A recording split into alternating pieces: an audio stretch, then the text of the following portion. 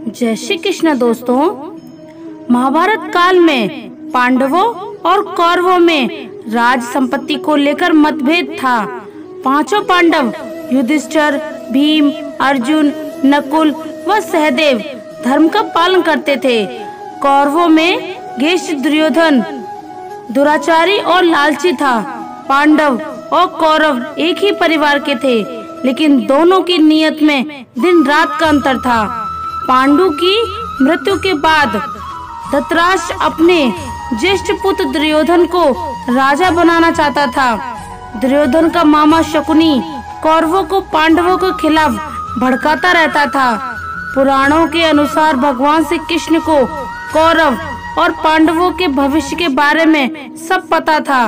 वह चाहते थे कि युद्ध ना हो, इसलिए श्री कृष्ण स्वयं 3 बार शांति दूत बनकर आए और कौरव पांडवों के बीच सुलह करानी चाहिए, किंतु दुर्योधन नहीं माना। तब श्री कृष्ण ने कहा कि तुम पांडवों को आधा राज्य दे दो और दोनों शांति पूर्वक रहो, लेकिन दुर्योधन नहीं माना। जब पांडवों ने कहा कि हमें राज की लालसा नहीं है, हमें केवल 5 गांव दिलवा दीजिए और पूरा राज्य चाहे दुर्योधन को दे दीजिए, लेकिन दुर्योधन ने साफ इनकार कर दिया और कहा कि 5 गांव तो क्या, वह सुई की नोक जितनी जगह भी नहीं देगा। दुर्योधन ने पांडवों से कहा कि अगर तुम्हें 5 गांव चाहिए तो कुरुक्षेत्र में आकर हमसे युद्ध करना होगा, हमें पराजित करके राज हासिल करना होगा।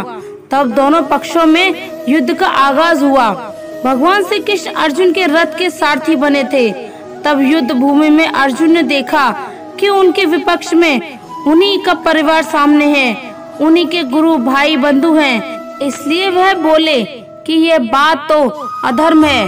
मैं अपने ही परिवार के साथ राज्य के लिए कैसे युद्ध कर सकता हूँ।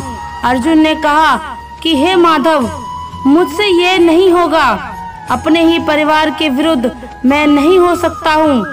तब श्री कृष्ण ने कुरुक्षेत्र के मैदान में अर्जुन को उपदेश देते हुए कहा कि हे पार्थ, तुम्हें अपने क्षत्रिय धर्म का पालन करना चाहिए और एक क्षत्रिय की भांति अपने अधिकारों के लिए लड़ना चाहिए, यही तुम्हारा धर्म है। श्री कृष्ण ने अपना उपदेश गायन के माध्यम से दिया था, इसलिए इसे गीता कहा गया है। श्री कृष्ण ने द्वापर युग में मार्गशीर्ष शुक्ल पक्ष की एकादशी को हरियाणा के कुरुक्षेत्र नामक स्थान पर 45 मिनट का गीता का उपदेश दिया था, जिसे गीतो उपनिषद भी कहा जाता है। भगवान श्री कृष्ण ने युद्ध भूमि में अर्जुन के टूटे हुए मनोबल को मिटाने के लिए गीता का उपदेश स्वयं ही दिया था, इसलिए इसे भगवत गीता भी कहा जाता है। श्रीमद् भगवत गीता का हर एक श्लोक जीवन के अलग अलग पक्षों में आपका मार्गदर्शन करता है। हम आपको गीता के ऐसे उपदेश बताते हैं जिन्हें अपनाकर आप अपने जीवन में सफलता हासिल कर सकते हैं। महाभारत के युद्ध में जब अर्जुन दुविधा में थे, मन संशय में घिरा हुआ था, कोई रास्ता सूझ नहीं रहा था, तब भगवान श्री कृष्ण ने उन्हें जीवन दर्शन का ऐसा रास्ता दिखाया जो पूरी दुनिया के लिए प्रेरणा स्रोत है। इसे श्रीमद् भगवत गीता के नाम से जाना जाता है। गीता में भगवान श्री कृष्ण कहते हैं कि हर व्यक्ति को कर्म पर विश्वास करना चाहिए, क्योंकि यह जगत ही कर्म लोक है। कर्म आपके हाथ में है, परिणाम नहीं, इसलिए कर्म पर ध्यान लगाएं। कर्म के अनुरूप परिणाम तय है।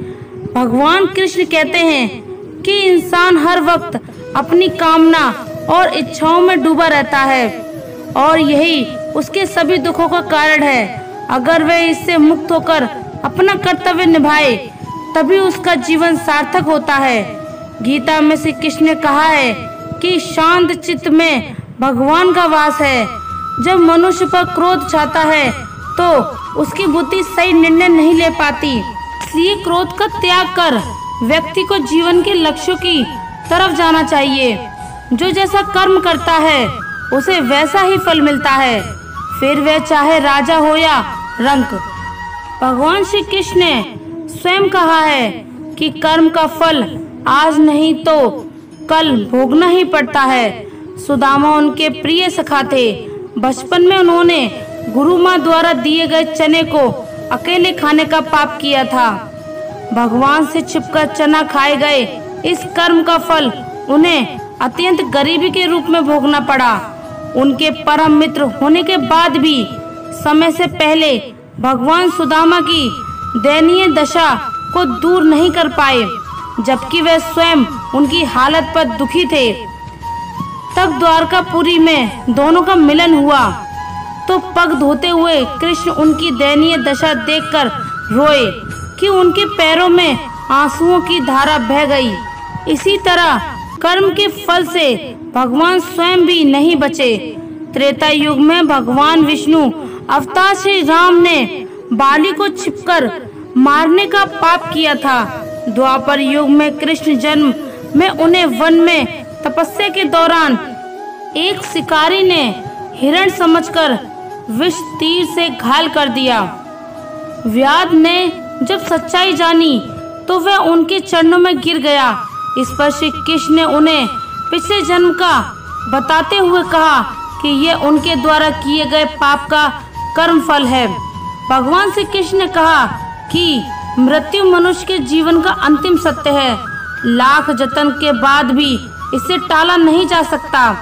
कलयुग के प्रभाव से राजा परीक्षित ने एक रंश के गले में मरा हुआ सांप डाल दिया। रंश ने उसे श्राप दिया कि सांप के काटने से ही उसकी मृत्यु होगी। मुक्ति के लिए संतों ने राजा परीक्षित को श्रीमद् भागवत कथा सुनने की सलाह दी और बाद में उन्हें मुक्ति मिली। भगवान श्री कृष्ण कहते हैं कि इंसान के द्वारा किए हुए कर्मों का दंड मिलता है। गीता में भगवान कृष्ण ने कर्म फल के बारे में कहा है कि इंसान को अपने कर्म का फल उसे अपने जीवन काल में भोगना पड़ता है। कर्म करते समय सदैव सचेत रहें, क्योंकि कर्म फल कभी पीछा नहीं छोड़ते। दुर्योधन ने एक अबला स्त्री को दिखाकर अपनी जंगा ठोकी थी तो उसकी जंगा तोड़ी गई। दुशासन ने छाती ठोकी तो उसकी छाती फाड़ दी गई। महारथी कर्ण ने एक असहाय स्त्री के अपमान का समर्थन किया तो श्री कृष्ण ने असहाय दशा में ही उसका वध कराया। भीष्म ने यदि प्रतिज्ञा में बंधकर एक स्त्री के अपमान को देखने और सहन करने का पाप किया तो असंख्य तीरों में बिंकर अपने पूरे कुल को एक एक कर मरते हुए देखा। भारत का कोई बुजुर्ग अपने सामने अपने बच्चों को मरते देखना नहीं चाहता, पर भीष्म अपने सामने 4 पीढ़ियों को मरते देखते रहे। जब तक सब देख लिया गया तब तक मर भी ना सके। यही उनका दंड था। धृतराष्ट्र का दोष था पुत्र मोह में 100 पुत्रों के शव को कंधा देने का। उन्हें दंड मिला 100 हाथियों के बराबर बल वाला धृतराष्ट्र सिवाय रोने के और कुछ नहीं कर सका। दंड केवल कौरव दल को ही नहीं मिला था, बल्कि दल पांडवों को भी मिला था। द्रौपदी ने वरमाला अर्जुन के गले में डाली थी, सो उनकी शिक्षा और दायित्व सबसे अधिक अर्जुन पर था। अर्जुन यदि चुपचाप उनका अपमान देखते रहे तो सबसे कठोर दंड भी उन्हीं को मिला। अर्जुन पितामह भीष्म को सबसे अधिक प्रेम करते थे, तो कृष्ण ने उन्हीं के हाथों पितामह को निर्मम मृत्यु दिलाई। अर्जुन रोते रहे पर तीर चलाते रहे। क्या लगता है अपने ही हाथों अपने अभिभावकों भाइयों की हत्या करने की ग्लानि से अर्जुन कभी मुक्त हुए होंगे?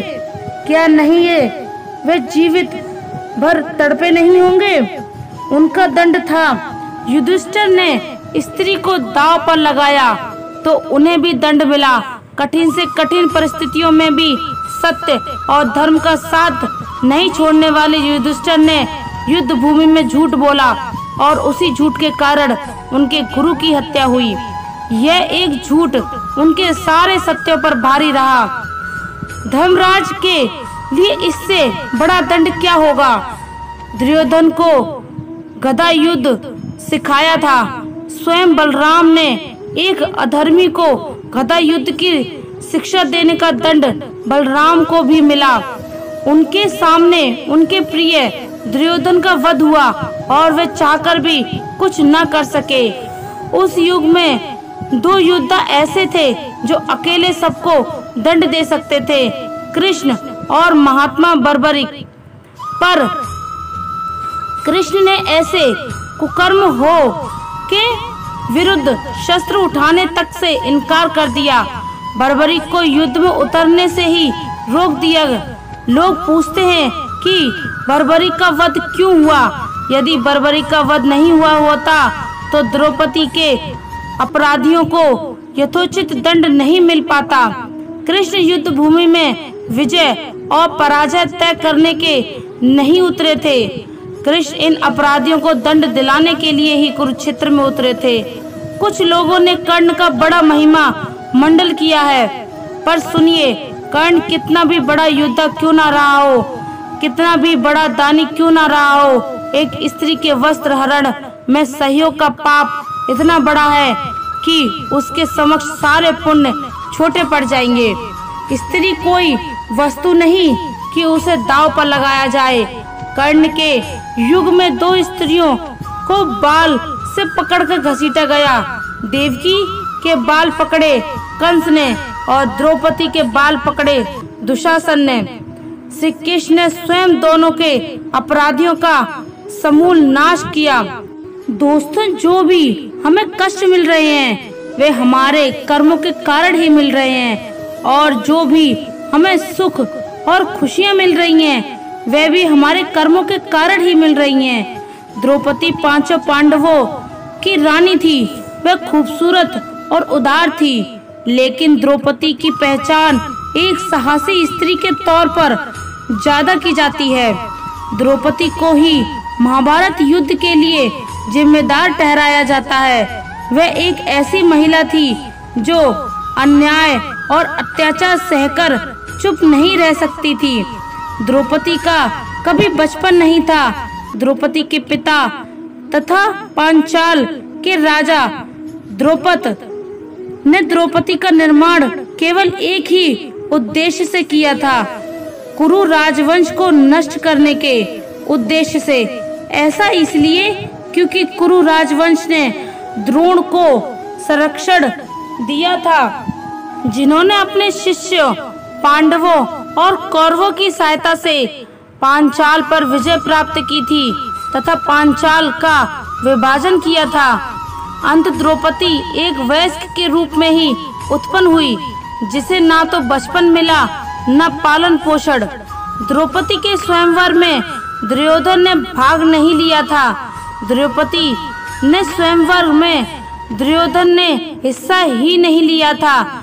इसके पीछे वजह यह थी कि दुर्योधन कलिंग की राजकुमारी भानुमति से विवाह कर चुका था। उसके राजकुमारी से वादा किया था कि वह दूसरा विवाह नहीं करेगा। दुर्योधन ने अपना वादा निभाया भी था। वेद व्यास ने द्रौपदी को उनके बचपन में ही ये बता दिया था कि उनके 5 पति होंगे।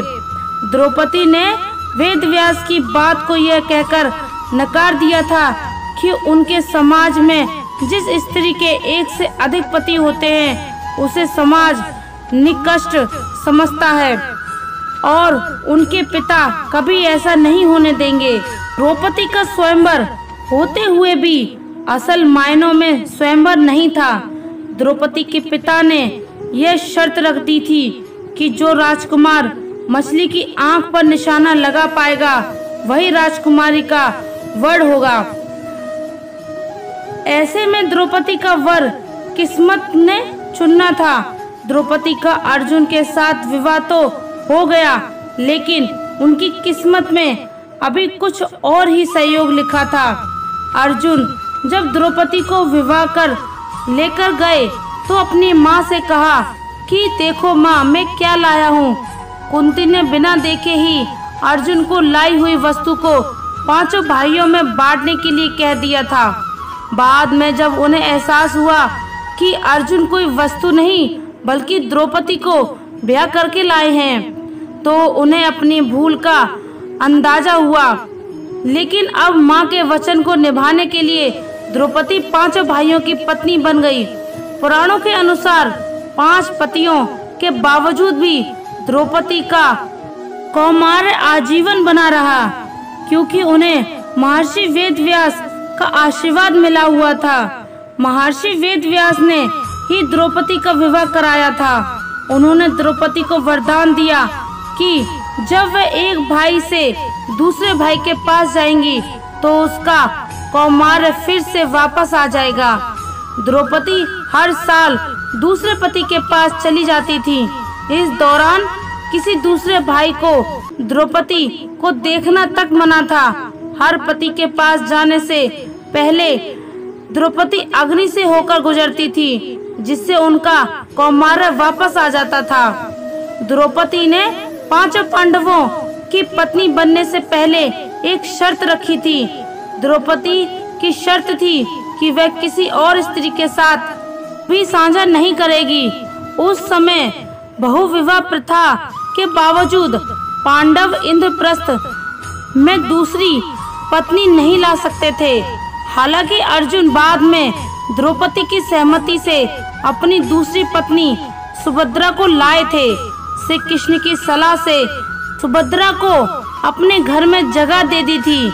द्रौपदी 5 पांडवों की पत्नी थी, लेकिन वे अपने 5 पतियों को एक समान प्यार नहीं करती थी। वह सबसे ज्यादा अर्जुन से प्रेम करती थी, लेकिन दूसरी तरफ अर्जुन द्रौपदी को वह प्यार नहीं दे पाए। लेकिन वह कृष्ण की बहन सुभद्रा से सबसे ज्यादा प्यार करते थे। सभी पांडवों ने द्रौपदी के अलावा भी शादी रचाई, लेकिन द्रौपदी की शर्त के मुताबिक इंद्रप्रस्थ नहीं लाए। द्रौपदी जब किसी एक पांडव के साथ होती तो अन्य पांडव यात्रा कर अपनी दूसरी पत्नियों के पास चले जाते थे।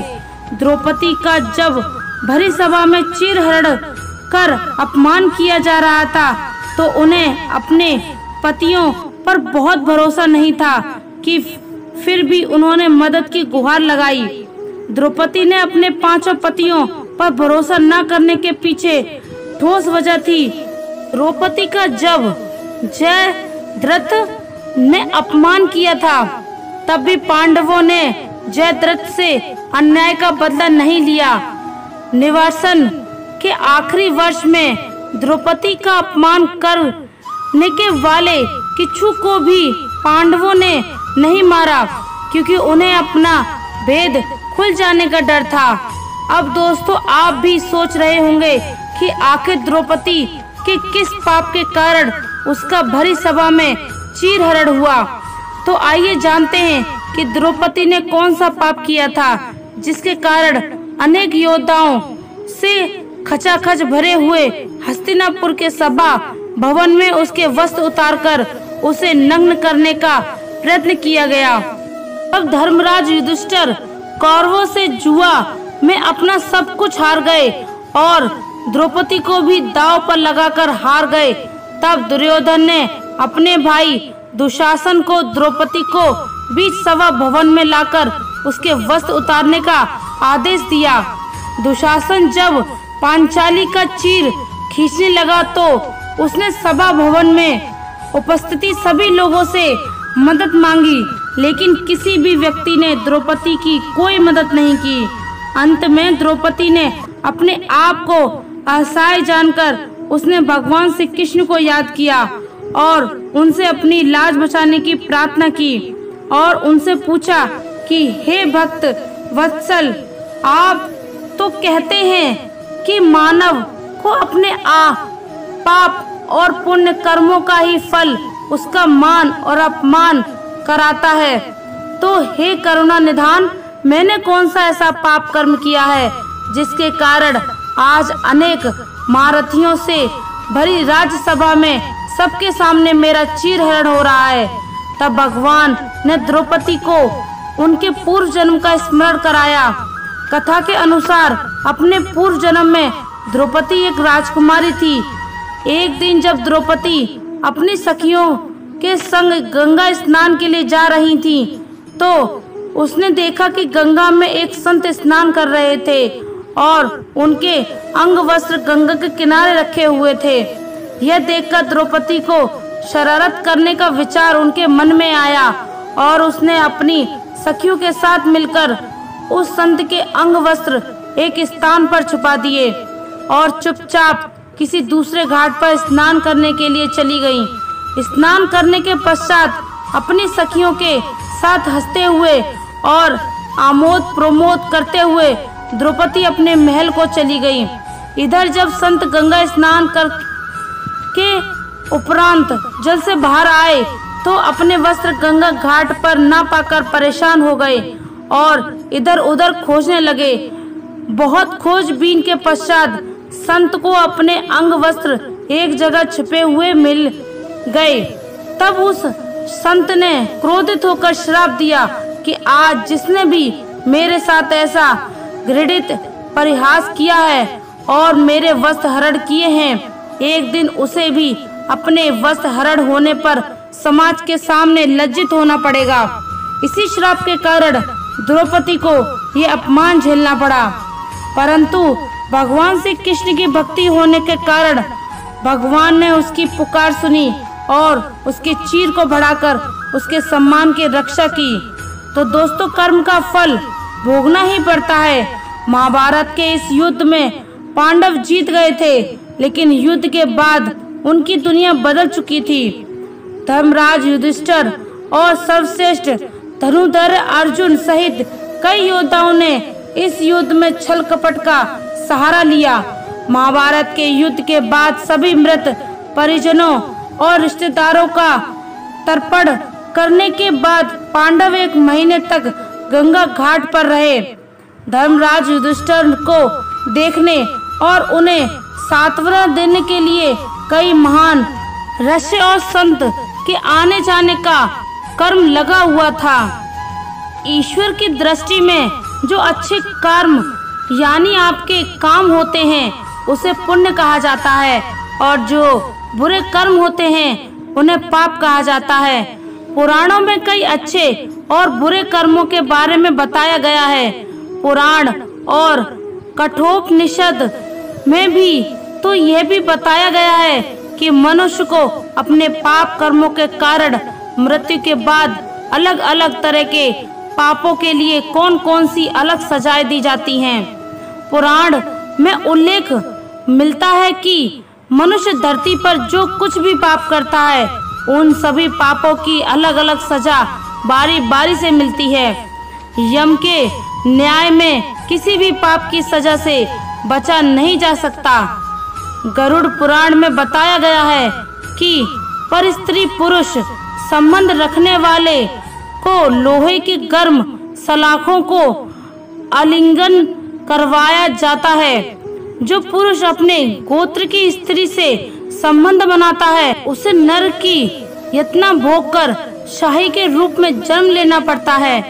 कुंवारी अथवा अल्पायु कन्या से संबंध बनाने वाले को नरक की घोर यातना सहने के बाद अजगर योनि में आकर जन्म लेना होता है। जो व्यक्ति काम भावना में होकर गुरु की पत्नी का मान भंग करता है, ऐसा व्यक्ति वर्षों तक नरक की यातना सहने के बाद गिरगिट की योनि में जन्म लेता है। दोस्त मित्र के साथ विश्वासघात करके उसकी पत्नी से संबंध बनाने वाले को यमराज गधा की योनि में जन्म देते हैं। लेकिन व्यभिचार और धोखा देने से भी बड़ा एक पाप है जिसकी सजा कठोर है। महाभारत के समय एक व्यक्ति ने ऐसा पाप किया था, लेकिन आजकल बहुत से लोग ऐसे पाप करने लगे हैं। जानिए वह पाप क्या है और इसकी सजा क्या है। तो दोस्तों, भगवान श्री कृष्ण ने दृष्टि में जो सबसे बड़ा पाप है वह है भ्रूण हत्या। महाभारत युद्ध समाप्त होने के बाद जब द्रोणाचार्य के पुत्र अश्वत्थामा ने उत्तरा के गर्भ में पल रहे बालक परीक्षित पर ब्रह्मास्त्र का प्रयोग करके उसकी हत्या कर दी, तब भगवान श्री कृष्ण सबसे अधिक क्रोधित हुए। श्री कृष्ण ने उस समय ही यह घोषणा कर दी थी कि अश्वत्थामा का पाप सबसे बड़ा पाप है, क्योंकि उसने एक अजन्म बालक की हत्या की है। श्री कृष्ण ने इस पाप की सजा स्वयं अश्वत्थामा को दी थी।